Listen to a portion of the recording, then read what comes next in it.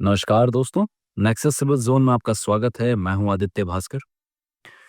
जैसा आप सब जानते हैं, पीएसआई परीक्षा अब सिर्फ 2 महीने दूर है और जो टॉपिक आज हम इस वीडियो में पढ़ रहे हैं, वही टॉपिक साफ-साफ सिलेबस में मेंशन्ड है और वहां से क्वेश्चंस आने भी तय हैं। अगर आप इस वीडियो को एंड तक देखेंगे, तो आपको इन तीनों कानूनों की कंप्लीट कंसेप्चुअल क्लैरिटी मिल जाएगी और मैं 100% गारंटी के साथ आपको कह सकता हूं कि एग्जाम्स में आने वाले ऑलमोस्ट सभी क्वेश्चंस आप कॉन्फिडेंटली एंड फेयरली अटेम्प्ट कर पाएंगे बिना गेसवर्क के। तो वीडियो स्किप मत कीजिए, एंड तक जुड़े रहिएगा क्योंकि यही कंटेंट पीएसए सिलेक्शन में डिफरेंस क्रिएट कर देगा। चलिए शुरू करते हैं। भारत की आपराधिक न्याय व्यवस्था आखिर बनी कैसे और उसे बदलने की जरूरत क्यों पड़ी? तो हमें पता है कि लंबे समय तक भारत की आपराधिक न्याय व्यवस्था तीन बहुत पुराने कानूनों पर टिकी हुई थी। भारतीय दंड संहिता 1860, दंड प्रक्रिया संहिता 1973, भारतीय साक्ष्य अधिनियम 1872। अब आपके मन में एक सवाल आया होगा कि सीआरपीसी तो 1973 की है, फिर इसे औपनिवेशिक काल का क्यों कहा जा रहा है? देखिए, सीआरपीसी भले ही 1973 में लागू हुई, लेकिन इसका ढांचा, जो इसकी सोच है और फिलॉसफी है, ये ब्रिटिश काल की ही है। सीआरपीसी 1973 क्रिमिनल प्रोसीजर कोड 1898 पे बेस्ड है। अब 1973 में क्या हुआ था? हमने पुराने ब्रिटिश कानूनों को थोड़ा सा मॉडिफाई करके भारत में उसे लागू कर दिया। ये देखने में ज़रूर नया लगता था, लेकिन इसकी सोच वही थी जो कॉलोनियल कंट्रोल को दिखाती है। अब सवाल है कि समय के साथ क्या समस्याएं आई? अब देखिए, दुनिया डिजिटल हो चुकी है। Cyber crime, CCTV, mobile data, forensic science, ये सब रियलिटी बन चुके हैं। लेकिन हमारे क्रिमिनल लॉज आज भी डिजिटल क्राइम्स को ठीक से एड्रेस नहीं कर पा रहे थे। फॉरेंसिक एविडेंस का सीमित इस्तेमाल था। विक्टिम को सिस्टम लगभग भुला चुका था। और सबसे बड़ी प्रॉब्लम, न्याय प्रक्रिया में बेहिसाब देरी। इसीलिए जस्टिस डिले होता गया, और justice delayed is justice denied. तो सरकार ने समझा कि अब छोटे मोटे बदलाव से काम नहीं चलेगा।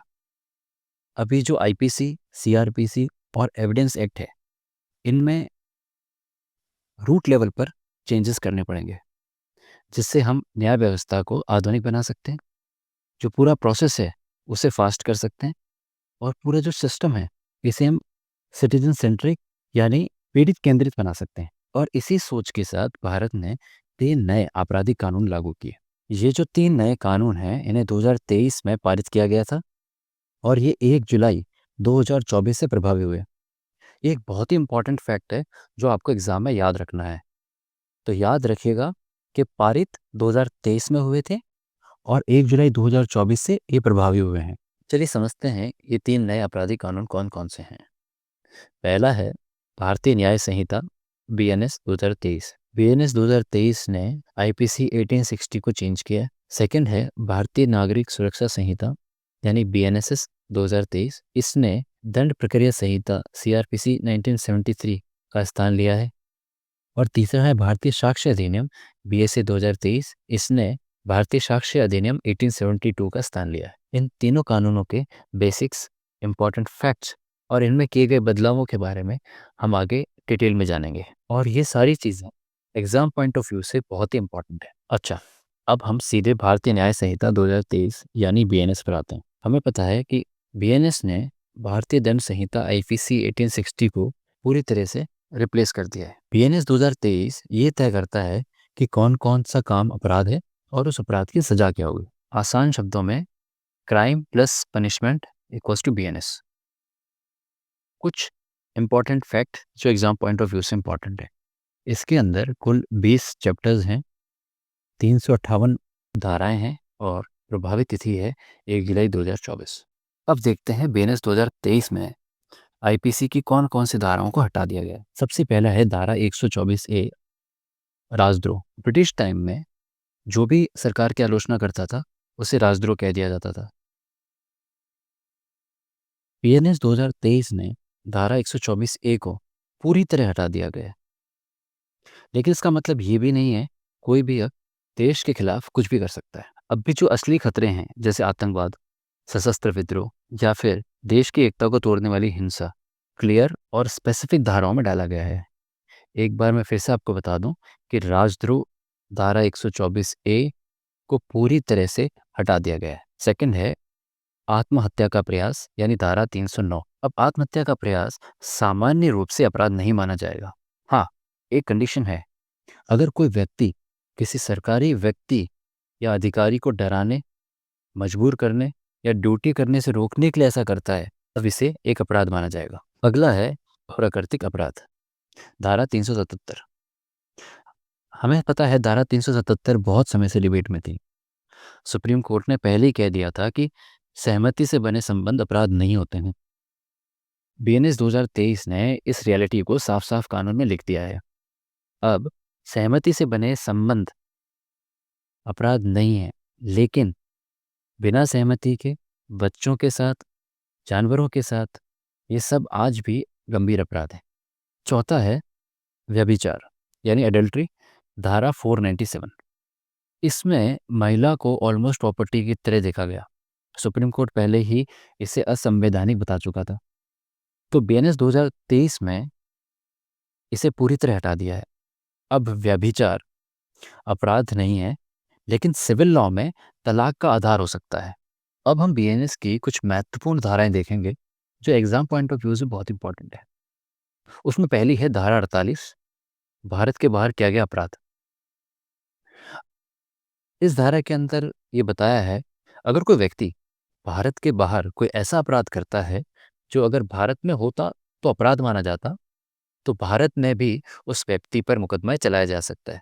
मान लीजिए कोई भारतीय नागरिक विदेश में बैठकर भारत में साइबर फ्रॉड करता है, तो भले ही अपराध विदेश में किया गया हो, उस पर भारतीय कानून लागू होगा। इसे हम कहते हैं एक्स्ट्रा टेरिटोरियल ज्यूरिडिक्शन। अगली धारा है धारा 95, अपराध करने के लिए बच्चे का इस्तेमाल। अगर किसी अपराध को करने के लिए बच्चे को किराए पर लिया जाता है या जानबूझकर उसका इस्तेमाल किया जाता है, तो ये एक गंभीर अपराध माना जाएगा। इसमें सजा 3 साल से लेकर 10 साल तक की है, प्लस जुर्माना है। ये धारा सीधे सीधे बाल अपराध और बाल शोषण को रोकने के लिए लाई गई है। अगला है धारा 141, विदेशी बालक बालिका का आयात। अगर किसी लड़की को 21 साल से कम उम्र में या लड़की को 18 साल से कम उम्र में विदेश से लाया जाता है और उद्देश्य यह है कि उसे बहलाकर, मजबूर करके या लालच देकर अवैध यौन संबंध करवाया जाए, तो यह अपराध होगा। अगला है धारा 143, मानव तस्करी यानी ट्रैफिकिंग। बीएनएस में भिक्षावृत्ति भी मानव तस्करी के तहत शोषण की श्रेणी में डाल दिया है। किसी को जबरन भीख मंगवाना या इस काम के लिए इस्तेमाल करना सीधा आपराधिक अपराध है। धारा 195, क्लॉज 2, आपदा के समय लोक सेवक पर हमला। अब कोई लोक सेवक जैसे पुलिस, प्रशासनिक अधिकारी, दंगा, बाढ़, आग जैसी आपदा में ड्यूटी कर रहा हो, उस समय पर उस पर हमला किया जाए या उसके काम में बाधा डाली जाए, तो ये अलग से दंडनीय अपराध होगा। इसकी सजा 1 साल तक की जेल या जुर्माना या दोनों हो सकते हैं। याद रखने वाली बात, धारा 48, विदेश में किया गया अपराध, भारत में ट्रायल। धारा 95, बच्चे को अपराध में इस्तेमाल करना। धारा 141, विदेशी बालकों का शोषण हेतु आयात। धारा 143, बैगरी और ट्रैफिकिंग। धारा 195, क्लॉज 2, आपदा में लोक सेवक पर हमला। अब बीएनएस के बाद दूसरे बहुत ही अहम कानून पर आते हैं, भारतीय नागरिक सुरक्षा संहिता यानी बीएनएसएस 2023। बीएनएसएस 2023 ने पूरी तरह से सीआरपीसी 1973 को रिप्लेस कर दिया है। यानी अब एफआईआर कैसे होगी, पुलिस की पावर्स क्या होंगी, गिरफ्तारी कैसे होगी, जांच और ट्रायल कैसे चलेगा, ये सब अब बीएनएसएस तय करेगा। बीएनएसएस का मुख्य फोकस है पुलिस की शक्तियां और कर्तव्य, जांच और गिरफ्तारी की प्रक्रिया, अदालतों की कार्यप्रणाली, ट्रायल और अपील की प्रक्रिया। यानी अब पूरा कानून प्रोसेस बेस्ड लॉ है, जिसे हम प्रोसीजरल लॉ कहते हैं। कुछ ऐसे फैक्ट्स जो एग्जाम में सीधे पूछे जा सकते हैं। बीएनएसएस के अंदर कुल अध्याय यानी चैप्टर्स 39 है, कुल धाराएं यानी सेक्शंस 531 हैं, और इसकी भी प्रभावी तिथि 1 जुलाई 2024 है। एक बात और ध्यान रखिएगा कि सीआरपीसी में धाराएं कम थी, जो पहले 484 थी, लेकिन बीएनएसएस में धाराओं को बढ़ाकर प्रक्रिया को ज़्यादा डिटेल में बनाया गया। अब देखते हैं बीएनएसएस 2023 में क्या नया जोड़ा गया है। सबसे पहला है जीरो एफआईआर, धारा 173। पहले क्या होता था, अगर अपराध आपके थाना क्षेत्र में नहीं हुआ है तो पुलिस एफआईआर लिखने से मना कर देती थी।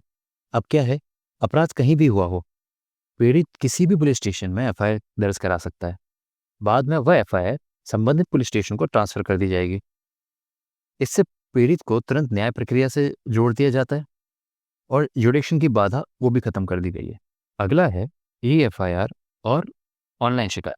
बीएनएसएस की धारा 173 के तहत अब अपराध की सूचना भी दी जा सकती है ईमेल के थ्रू, ऑनलाइन पोर्टल के थ्रू और मोबाइल ऐप से। लेकिन इसमें एक बहुत ही इंपॉर्टेंट कंडीशन है।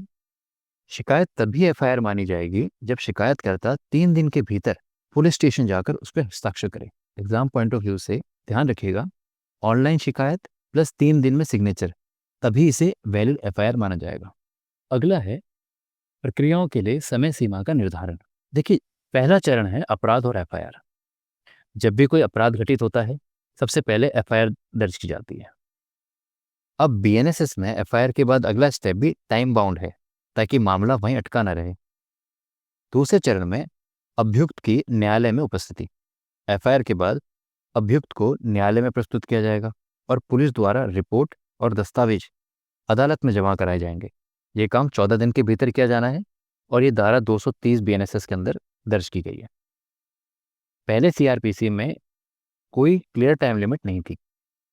अगला चरण है मजिस्ट्रेट द्वारा संज्ञान। अब मजिस्ट्रेट देखेगा क्या ये मामला सेशन ट्रायल्स का है। अगर हाँ, तो मामला सेशन न्यायालय को कमिट कर दिया जाएगा। चौथा चरण है सेशन कोर्ट को कमिटमेंट। बीएनएसएस के अनुसार मामला 90 दिनों के भीतर सेशन कोर्ट को भेजा जाएगा। विशेष परिस्थितियों में यह अवधि अधिकतम 180 दिन तक बढ़ाई जा सकती है। ये प्रावधान धारा 232 बीएनएसएस में लिखी गई है। अगला चरण है अभियुक्त द्वारा डिस्चार्ज एप्लीकेशन। अब अभियुक्त को भी अधिकार दिया गया है, वह डिस्चार्ज के लिए आवेदन कर सकता है। इसकी समय सीमा है 60 दिन के भीतर और ये बीएनएसएस की धारा 250 के अंदर दर्ज है। अगला चरण है आरोप निर्धारण, चार्ज फ्रेमिंग। अगर डिस्चार्ज नहीं हुआ तो अदालत आरोप तय करेगी। समय सीमा पहले सुनवाई के 60 दिन के भीतर और इसको बीएनएसएस की धारा 263 में दर्ज किया गया है। ये बहुत ही इंपॉर्टेंट स्टेप है क्योंकि यहाँ से असली ट्रायल शुरू होता है। अगला चरण है ट्रायल की शुरुआत। बीएनएसएस में साफ लिखा है कि दिन प्रतिदिन सुनवाई होगी। ये धारा 346 में दर्ज है। प्रत्येक पक्ष को अधिकतम 2 बार ही एडजमेंट मिलेगा। याद रखिएगा, प्रत्येक पक्ष को अधिकतम 2 बार ही एडजमेंट मिलेगा। अगला चरण है अंतिम बहस और निर्णय। फाइनल आर्ग्यूमेंट के बाद अदालत को फैसला देना होगा। उसको ये काम 30 दिन के भीतर और विशेष कारण होने पर अधिकतम 45 दिन के भीतर फैसला सुनाना होगा और ये बीएनएसएस की धारा 258 के अंदर दर्ज है। अगला है तलाशी और जब्ती की वीडियोग्राफी। ये बीएनएस की धारा 105 के अंदर दिया गया है।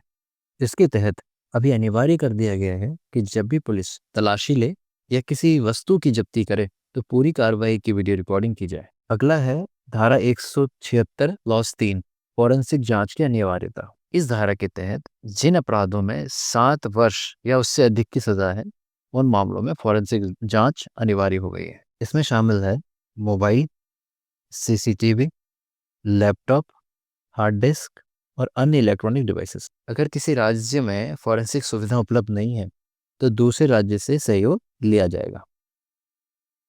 अगला है विचारण के दौरान अभियुक्त के अधिकतम निरोध की अवधि। पहले सीआरपीसी में क्या प्रावधान था?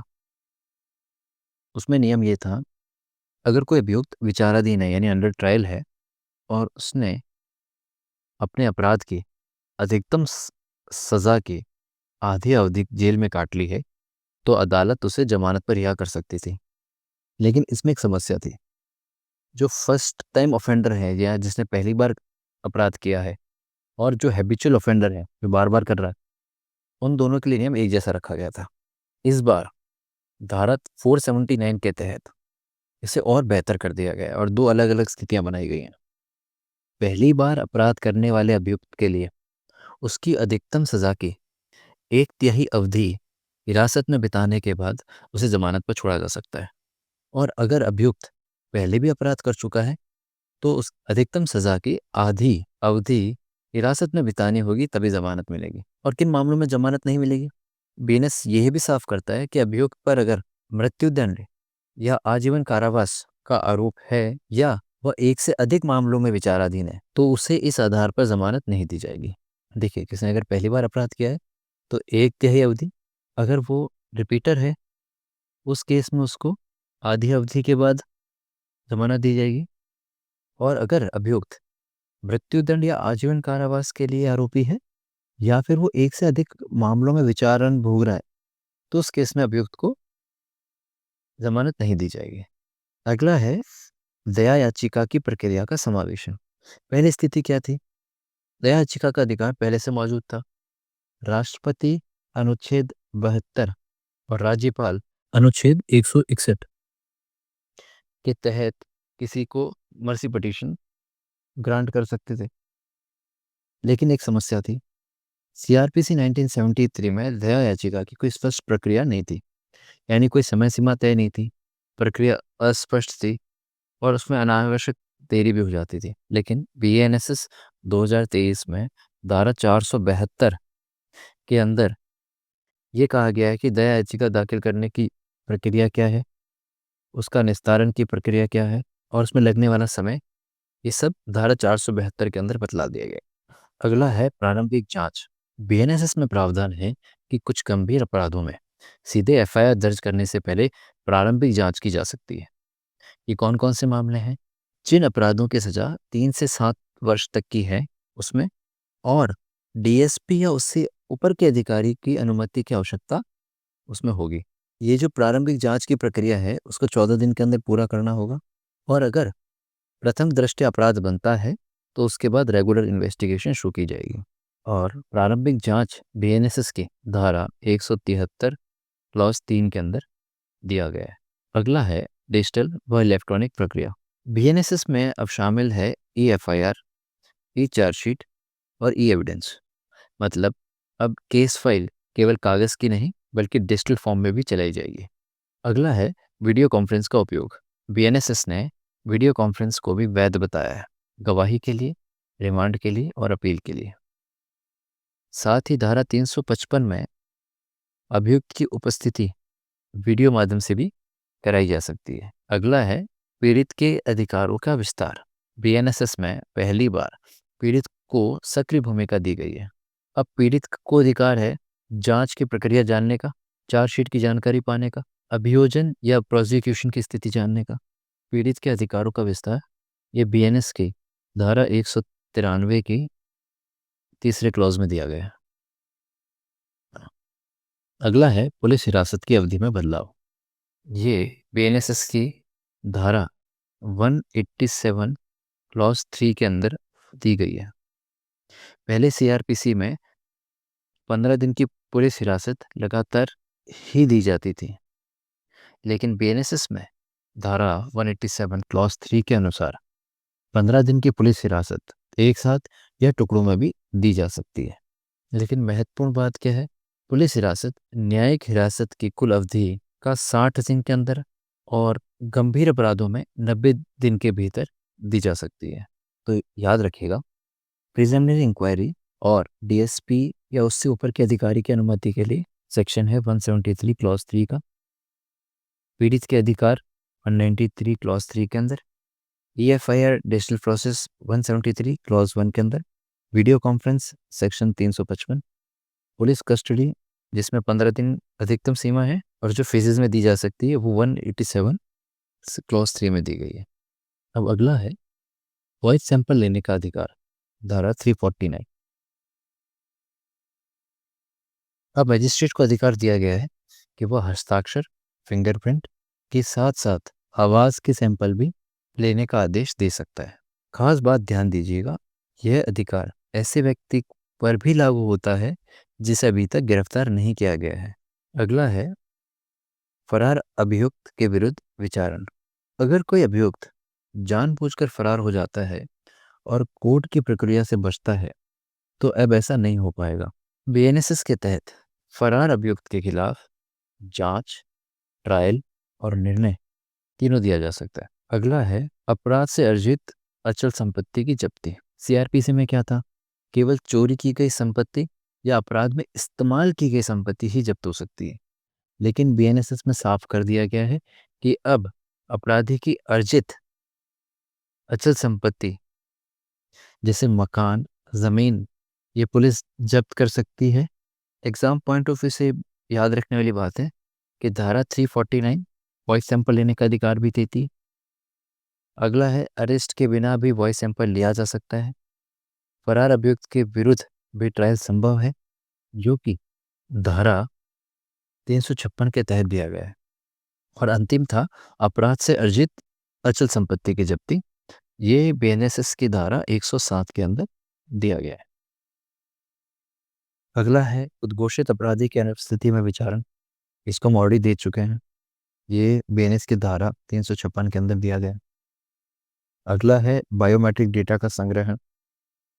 बीएनएसएस 2023 की धारा सेक्शन 349, इसके तहत ये प्रावधान है कि जांच के उद्देश्य से अभियुक्त या गिरफ्तार व्यक्ति का बायोमेट्रिक डेटा लिया जा सकता है, जैसे fingerprint, iris scan, retina scan, photograph, signature. इसकी जो आदेश की अनुमति है वो मजिस्ट्रेट से लेनी होगी।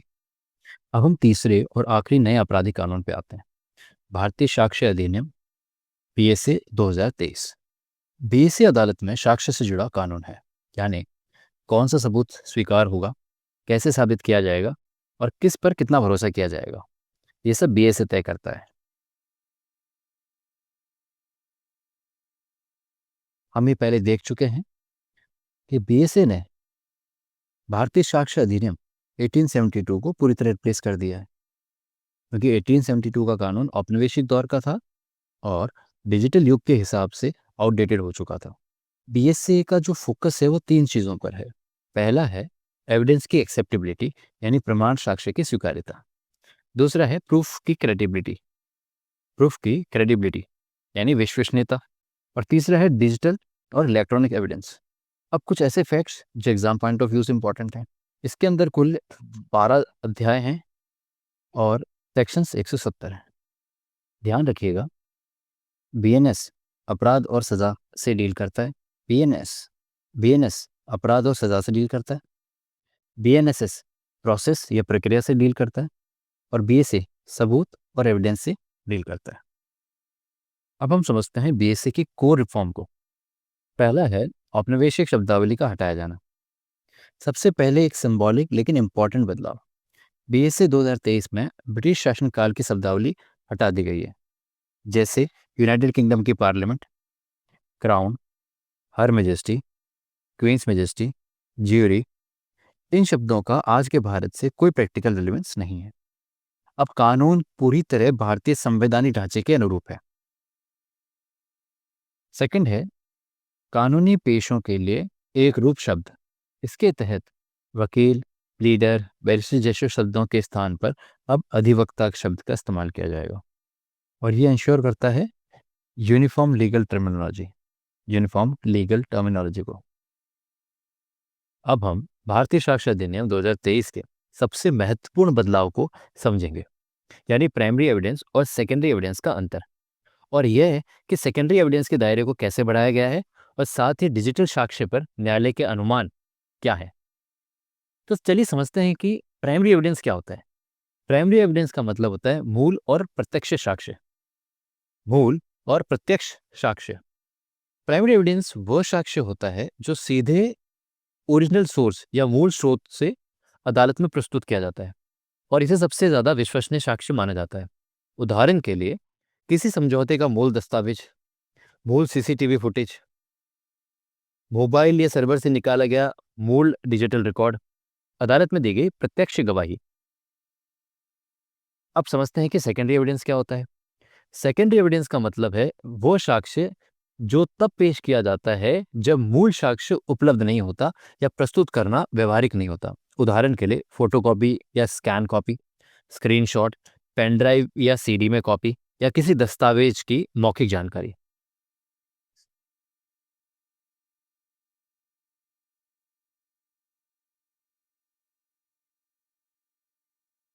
अब समझते हैं प्राइमरी और सेकेंडरी एविडेंस में मुख्य अंतर।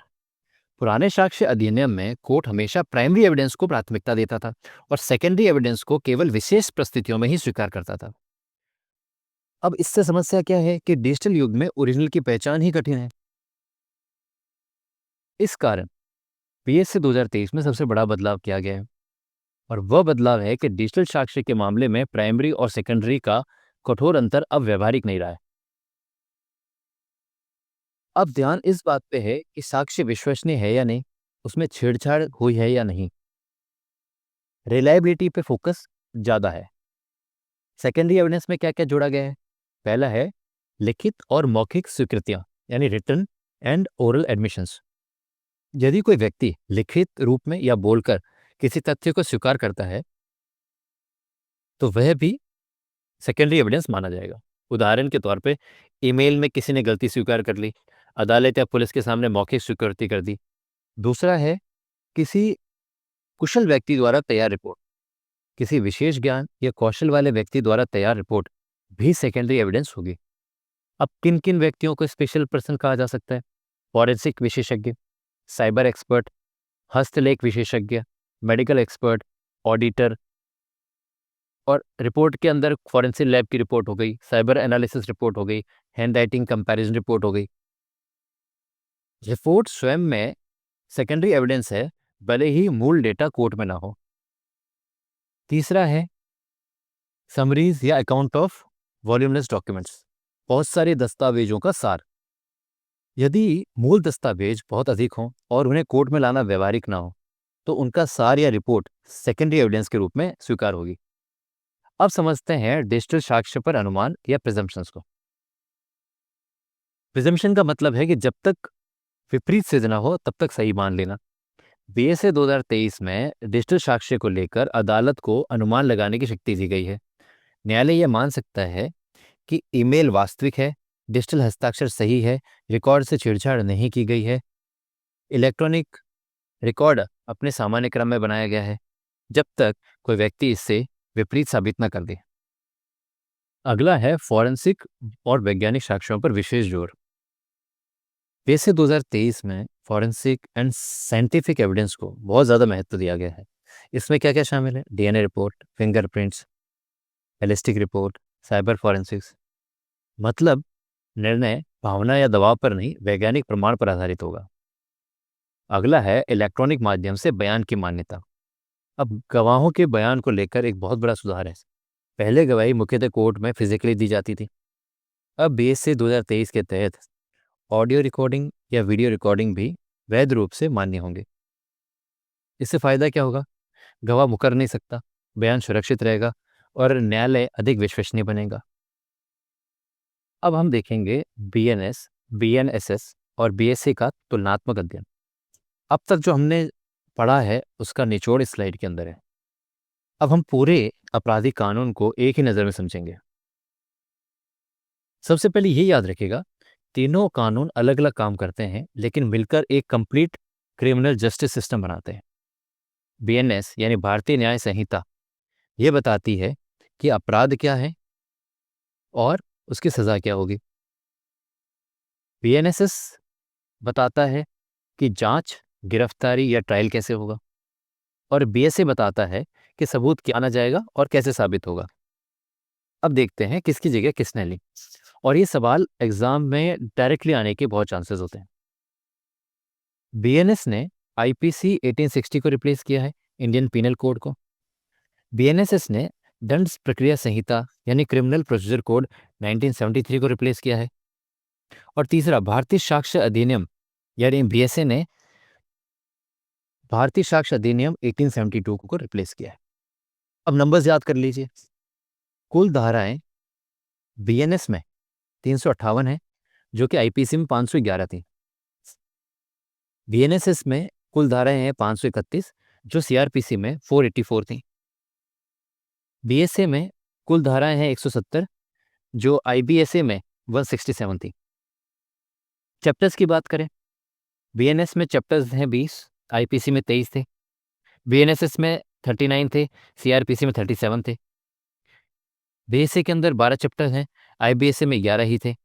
अब बात कोर रिफॉर्म्स की, जिससे बीएनएसएस में राजद्रोह को बिल्कुल खत्म कर दिया है, मॉब लिंचिंग जोड़ दिया गया है, आतंकवाद की परिभाषा को इंक्लूड कर दिया गया है और सामुदायिक सेवा को जोड़ दिया गया है। बीएनएसएस में 0 FIR, time bound trials, digital सम्मन, डिजिटल एफआईआर और ई एविडेंस, फॉरेंसिक इन्वेस्टिगेशन, ये सब कंपल्सरी हो गए। बीएसए के अंदर डिजिटल एविडेंस को मान्यता दे दी गई है, फॉरेंसिक और साइंटिफिक एविडेंस पर जोर है, ऑडियो वीडियो एविडेंस वैलिड हो गए हैं। अब समझते हैं डिजिटल इंडिया का प्रभाव क्या होगा या डिजिटल युग का प्रभाव क्या होगा। तीनों कानूनों में एक कॉमन थीम है, डिजिटल जस्टिस सिस्टम। जैसे बीएनएस में नए साइबर ऑफेंसेस आ गए हैं, बीएनएसएस में ईएफआईआर वीडियो ट्रायल्स आ गए हैं, बीएसए के अंदर व्हाट्सएप, सीसीटीवी, डिजिटल प्रूफ, ये सब इंक्लूड कर दिए गए हैं। अब एक लाइन के अंदर हम इन तीनों की फिलॉसफी समझ लेते हैं। बीएनएस बताता है क्या अपराध है, बीएनएसएस बताता है अपराध की प्रक्रिया क्या है, और बीएसए बताता है कि अपराध को सिद्ध करने का तरीका क्या है। अब हमने पूरा कॉन्सेप्ट समझ लिया है और तीनों लॉज को हमने डिटेल में कवर कर लिया है। अब मैंने आपके लिए एमसीक्यूज प्रिपेयर किए हैं और इन एमसीक्यूज का पर्पस है कि आपने अभी तक जो पढ़ा है वो एक बार रिवाइज हो जाए और एग्जाम में जब आप ऑप्शंस देखें तो आप कंफ्यूज ना हो। चलिए पहले एमसीक्यू स्टार्ट करते हैं। क्वेश्चन है, भारतीय न्याय संहिता बीएनएस 2023 का मूल स्वरूप क्या है? तो मैं चाहता हूं कि आप वीडियो को एक बार पॉज करें और एक बार उसका मन में आंसर सोचें।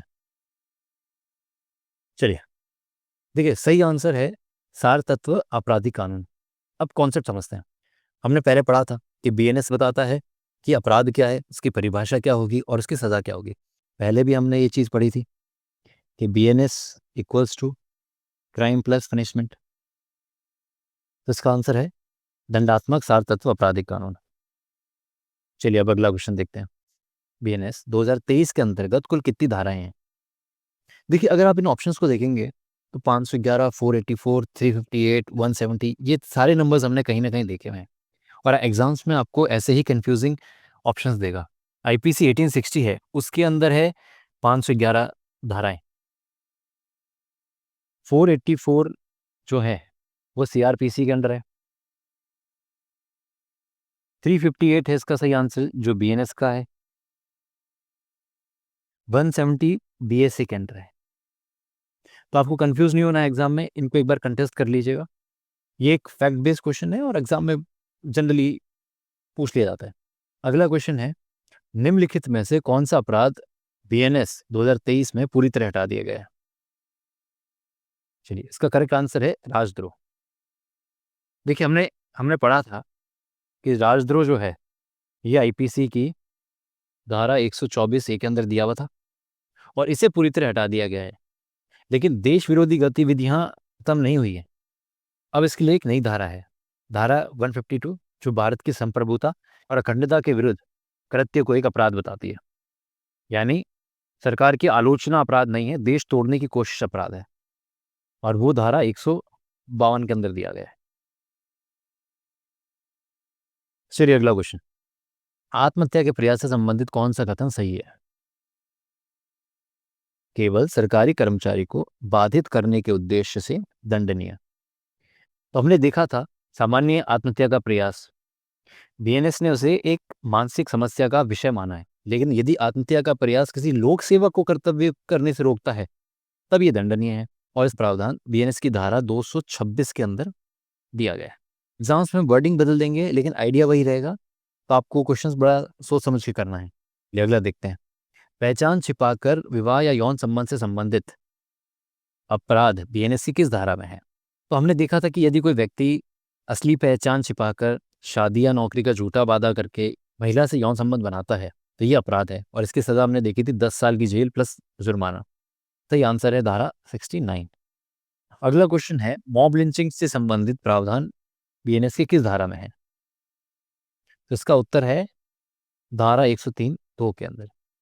तो हमने देखा था कि पहली बार मॉब लिंचिंग को एक अलग से अपराध बनाया गया है और जिसमें ये लिखा गया है कि यदि 5 या अधिक व्यक्ति की भीड़ जाति, धर्म, भाषा, पहचान के आधार पर हत्या करती है तो हर सदस्य जिम्मेदार होगा और इसकी जो सजा है वो है आजीवन कारावास या मृत्युदंड।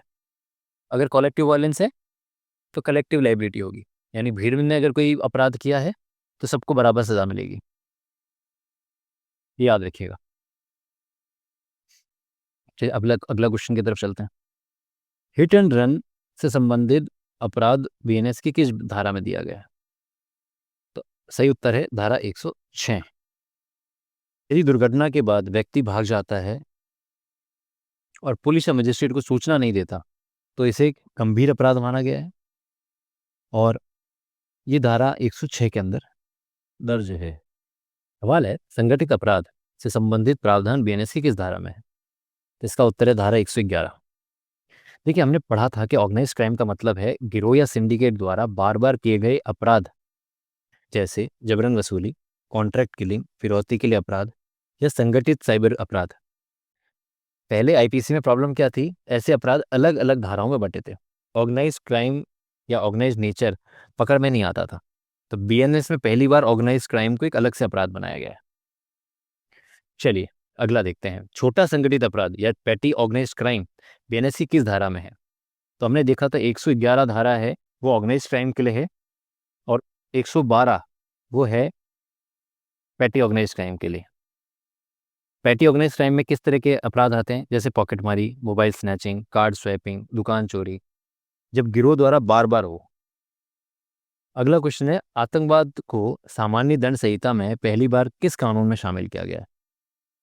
तो हमने देखा था कि बीएनएस के अंदर इसको फर्स्ट टाइम इंट्रोड्यूस किया गया।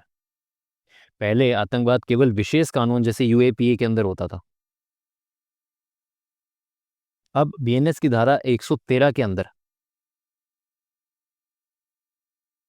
आतंकवाद की स्पष्ट परिभाषा दी गई है और इसमें शामिल है आर्थिक सुरक्षा को नुकसान, नकली मुद्रा, सार्वजनिक व्यवस्था को खतरा। याद रखिएगा, धारा 113 के अंदर आतंकवाद की परिभाषा दी गई है। अगला है, भारत की संप्रभुता, एकता और अखंडता के विरुद्ध कृत्य बीएनएस की किस धारा में है? ये क्वेश्चन अभी जैसे हमने थोड़ी देर पहले देखा था। इसका आंसर है धारा 152 के अंदर। और धारा 152 बताती है कि बोले गए शब्द, लिखित सामग्री, संकेत, सोशल मीडिया, इलेक्ट्रॉनिक माध्यम, इनके इस्तेमाल से अगर उद्देश्य सशस्त्र विद्रोह, अलगाववाद या देश की एकता को नुकसान पहुंचाना है तो इसे एक अपराध माना जाएगा और ये धारा 152 के अंदर दिया गया है। चलिए अगला सवाल, छीना झपटी यानी स्नैचिंग को स्वतंत्र अपराध के रूप में किस कानून में शामिल किया गया है? आईपीसी में स्नैचिंग की अलग धारा नहीं थी। इससे पहले चोरी, लूट या झपटमारी के रूप में एडजस्ट किया जाता था। अब धारा 304 बीएनएस के अंदर इसे एक अलग प्रावधान दे दिया गया है। चेन स्नैचिंग, मोबाइल स्नैचिंग अब लाइट ऑफेंस में नहीं आते। चलिए, तो इसका उत्तर है बीएनएसएस। इसका उत्तर है बीएनएस 2023। चलिए अगला सवाल, बीएनएस 2023 में बालक की परिभाषा क्या है? नॉर्मल सा क्वेश्चन है। इसका करेक्ट आंसर है 18 वर्ष से कम आयु और ये बीएनएस की धारा 2 क्लॉज 3 के अंदर दिया गया है और ये परिभाषा जुवेनाइल जस्टिस एक्ट से मेल खाती है। चलिए नेक्स्ट क्वेश्चन, बीएनएस 2023 में सामुदायिक सेवा यानी कम्युनिटी सर्विस को किस उद्देश्य से जोड़ा गया है? इसका सही उत्तर है आंसर सी, सुधार और पुनर्वास के लिए। देखिए, बीएनएस की फिलॉसफी क्या दिखाती है कि कम्युनिटी सर्विस दी जाएगी अगर छोटे अपराध किए गए हैं और अपराध करने वाला अपराध पहली बार किया गया है। इसका उद्देश्य है कि अगर अपराध हो गया है तो उसे जेल भेजकर क्रिमिनल नहीं बनाना है, बल्कि रिफॉर्मेटिव जस्टिस के थ्रू वापस उसे मेन स्ट्रीम में जोड़ना है।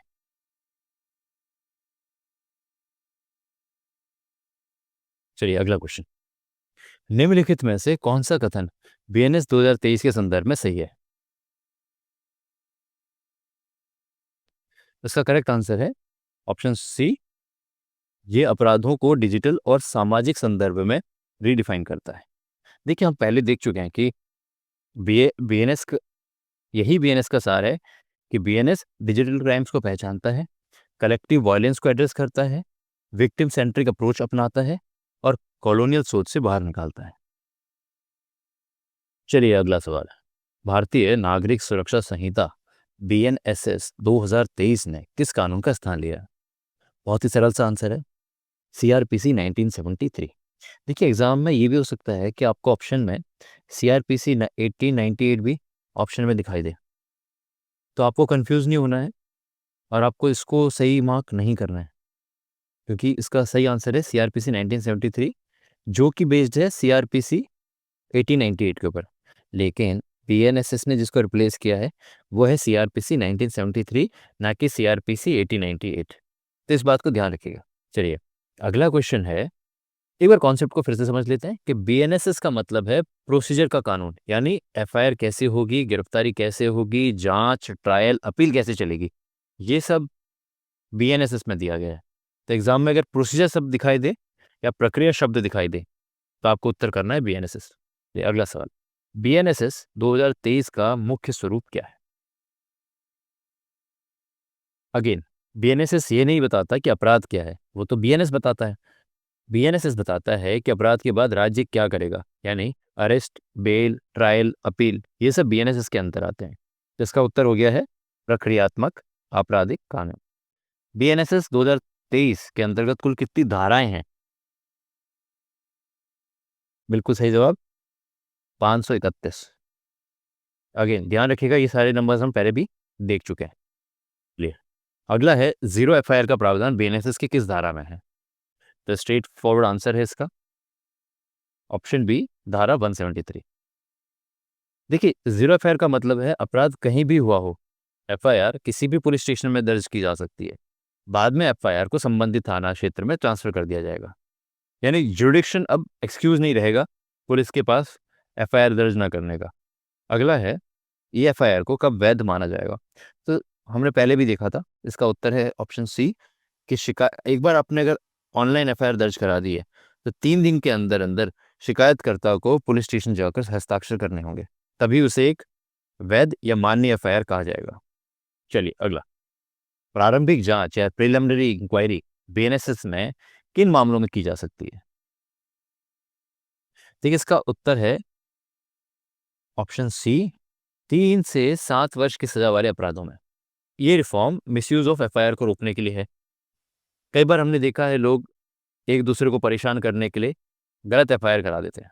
यस, लेकिन बॉर्डर लाइन मामलों में पहले प्रिलिमिनरी इंक्वायरी होगी ताकि बेवजह FIR ना हो और जेन्युइन केसेस भी ना छूटे। तो उसका आंसर है 3 से 7 वर्ष की सजा वाले अपराधों में प्रिलिमिनरी जांच का आदेश दिया जा सकता है। अगला क्वेश्चन, देखिए हमने देखा था कि BNSS का कोर आइडिया है कि जस्टिस जो है वो टाइम बाउंड हो, हर कार्य का एक समय निर्धारित हो। इसका सही उत्तर है प्रिलिमिनरी इंक्वायरी 14 दिन के भीतर भीतर करनी होगी। चलिए अगला, प्रारंभिक जांच के लिए किस अधिकारी की अनुमति आवश्यक है? स्ट्रेट फॉरवर्ड आंसर है इसका ऑप्शन सी, DSP या उससे ऊपर के अधिकारी की अनुमति आवश्यक है। अगला सवाल है, गंभीर मामलों में फॉरेंसिक जांच को अनिवार्य बनाने वाला प्रावधान BNSS की किस धारा में है? देखिए BNSS का साइंटिफिक बैकबोन है, जिन अपराधों में 7 वर्ष या उससे अधिक की सजा है उनके अंदर फॉरेंसिक इन्वेस्टिगेशन को अनिवार्य कर दिया गया है, और ये BNSS की धारा 176 क्लॉज 3 के अंदर दिया गया है। चलिए अगला सवाल है, फॉरेंसिक जांच अनिवार्य होने की सीमा क्या है? अभी हमने जस्ट देखा कि उन सभी अपराधों में जहां सजा 7 वर्ष या अधिक हो वहां फॉरेंसिक जांच अनिवार्य है। देखिए सेशन कोर्ट को मामला भेजने या कमिटमेंट की सामान्य समय सीमा क्या है? देखिए मैजिस्ट्रेट पहले ये देखेगा क्या ये सेशन केस है, और यदि हाँ तो मामला 90 दिन के भीतर सेशन कोर्ट को कमिट करना होगा। तो उसका उत्तर है 90 दिन, और ये धारा 232 के अंदर BNSS की दिया गया है। अगला है, विशेष परिस्थितियों में सेशन कोर्ट को मामला भेजने की अधिकतम अवधि कितनी हो सकती है? तो देखिए सामान्य स्थिति में हमने देखा कि ये अवधि 90 दिन की है, और किसी कारणवश या विशेष परिस्थितियों में इसको अधिकतम 180 दिन तक, यानी वो ड्यूरेशन डबल हो जाएगा, और इसके अंदर जो कारण है वो लिखित में दिए जाएंगे। पहले अगला सवाल है, अभियुक्त द्वारा डिस्चार्ज आवेदन की समय सीमा क्या है? देखिए डिस्चार्ज का मतलब समझिए पहले, कि अगर मेरे खिलाफ प्राइमा फेसी केस बनता ही नहीं है तो BNSS कहता है कि मैं 60 दिन के भीतर आवेदन कर सकता हूँ और मुझे कोर्ट से डिस्चार्ज मिल जाएगा। तो इसका पूरा पर्पस है कि कोई निर्दोष व्यक्ति को अनावश्यक ट्रायल से न गुजरना पड़े। तो उत्तर है इसका 60 दिन के भीतर।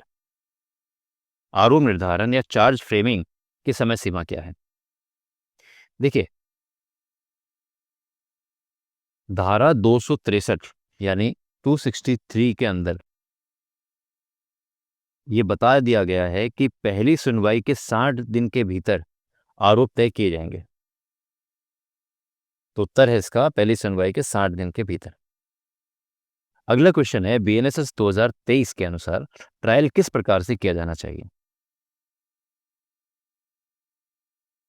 देखिए, बीएनएसएस साफ कहता है कि ट्रायल डे टू डे होगा, यानी दिन प्रतिदिन होगा, और ये धारा 346 के अंदर दर्ज है।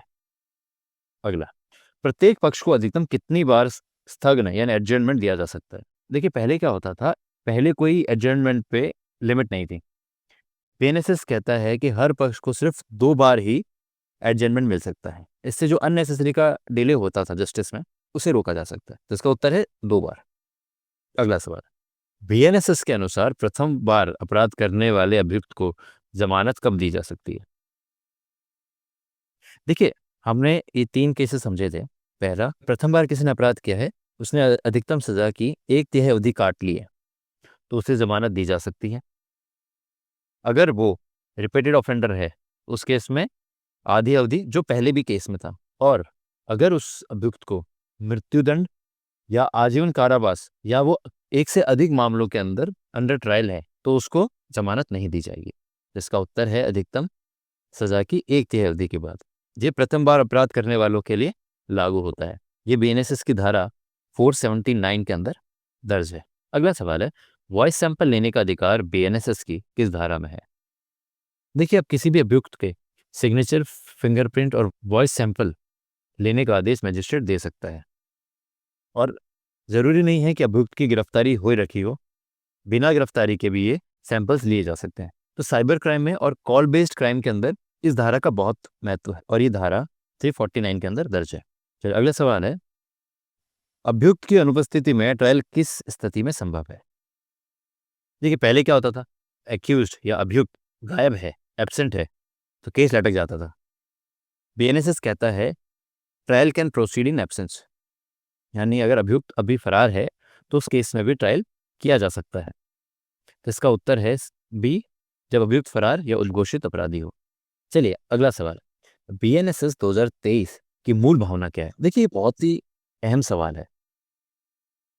देखिए, बीएनएसएस का जो मुख्य उद्देश्य था, वो था कि हम तेजी से कार्य करें, टेक्नोलॉजी का इस्तेमाल करें, पारदर्शिता बनी रहे, विक्टिम को राइट्स दिए जाएं, और अकाउंटेबिलिटी तय की जाए।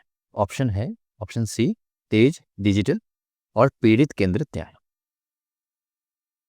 चलिए, अगला क्वेश्चन है, भारतीय साक्ष्य अधिनियम 2023 ने किस अधिनियम का स्थान लिया है? तो इसका उत्तर है एविडेंस एक्ट 1872। चलिए, अगला क्वेश्चन है, बीएनएस 2023 का मुख्य उद्देश्य क्या है, या इसका मुख्य विषय क्या है? देखिए, हम समझ चुके हैं कि जो बीएसए है वो ये तय करेगा कि कौन सा सबूत एडमिसिबल है, कैसे प्रूव किया जाएगा, और अदालत किस पर भरोसा करेगी। यानी बीएसए डील करते हैं प्रूफ के साथ, यानी साक्ष्य की स्वीकार्यता प्रमाण के ऊपर। अगला क्वेश्चन है, डिजिटल साक्ष्य के संबंध में प्रिजम्पशन का सिद्धांत किस कानून में दिया गया है? देखिए, हमने पढ़ा था कि कोर्ट प्रिज्यूम कर सकता है कि जो इलेक्ट्रॉनिक रिकॉर्ड है वो जेन्युइन है, डिजिटल सिग्नेचर सही है, सीसीटीवी में छेड़छाड़ नहीं हुई है, जब तक कि इसका विपरीत सिद्ध ना हो। यानी अब बर्डन जो है चैलेंज करने वाले पर होगा। इसका आंसर है बीएसए के अंदर।